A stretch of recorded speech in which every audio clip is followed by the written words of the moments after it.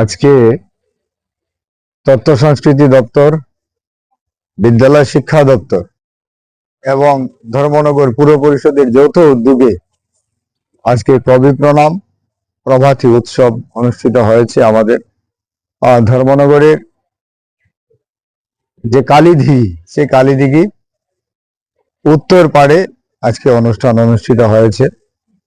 আমরা কবিগুরু রবীন্দ্রনাথ ঠাকুর নোবেল পুরস্কার বিজয়ী ওনার চরণে আমরা পুষ্পার্ঘ্য অর্পণ করেছি।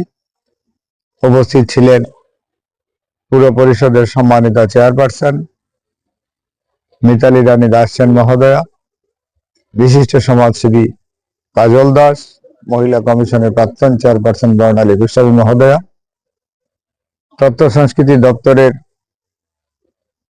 যে কমিটি রয়েছে সেই কমিটির সদস্য দীপাল দাস, অভিভাবক দিলীপ ভট্টাচার্য, অমিয়াংশু শর্মা, আইসিটি দপ্তরের আধিকারিকগণ এবং ধর্মনগরের সুনাগরিকেরা এবং সঙ্গীত মহাবিদ্যালয়ে বিভিন্ন গুরুজনের আজকে এই অনুষ্ঠানে অংশগ্রহণ করেছিলেন এবং খুব সুন্দর অনুষ্ঠান অনুষ্ঠিত হয়েছে। এবং আমার মনে হয় এইরকম যদি প্রত্যেকটা দিন এই 25শে বৈশাখ দিয়ে শুরু হতো তাহলে আমরা সবাই খুব আনন্দ সুখ শান্তিতে কাটাতে পারতাম।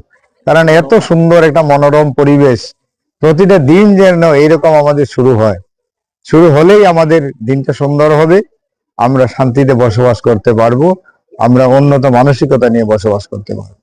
কারণ রবীন্দ্রনাথ ঠাকুর বিশ্বকবি, নোবেল জয়ী। আপনারা জানেন কলকাতার জোড়াসাঁকো ঠাকুর পরিবারে তিনি জন্মগ্রহণ করেছিলেন 1861 সালে 7ই মে, 25শে বৈশাখ আজকের দিন। দেবেন্দ্রনাথ ঠাকুর এবং মাতা সারদা দেবীর কোল আলো করে তিনি জন্মগ্রহণ করেছিলেন। তিনি ছিলেন নাট্যকার, প্রবন্ধক, সাহিত্যিক। 1913 সালে গীতাঞ্জলি কাব্যগ্রন্থের জন্য তিনি এশিয়াতে প্রথম নোবেল পুরস্কার বিজয়ী হয়েছিলেন। এবং সব থেকে বড় যে বিষয়, আমাদের স্বাধীনোত্তর ভারতবর্ষে আমাদের জাতীয় সঙ্গীতের রচয়িতা রবীন্দ্রনাথ ঠাকুর, জনগণ মন অধিনায়ক জয়, এবং আমাদের অপার বাংলা জাতীয় সঙ্গীতের রচয়িতা রবীন্দ্রনাথ ঠাকুর, আমার সোনার বাংলা আমি তোমায় ভালোবাসি। কাজেই রবীন্দ্রনাথ রবীন্দ্রনাথ রবীন্দ্রনাথ আমাদের ভারতবর্ষকে বিশ্বের দরবারে তিনি একটা নতুন পথ দেখিয়েছিলেন।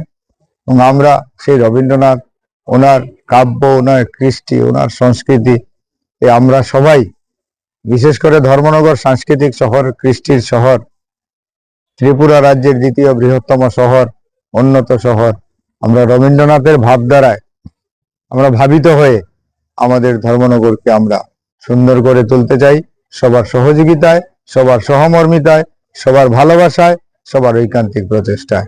নমস্কার সবাই।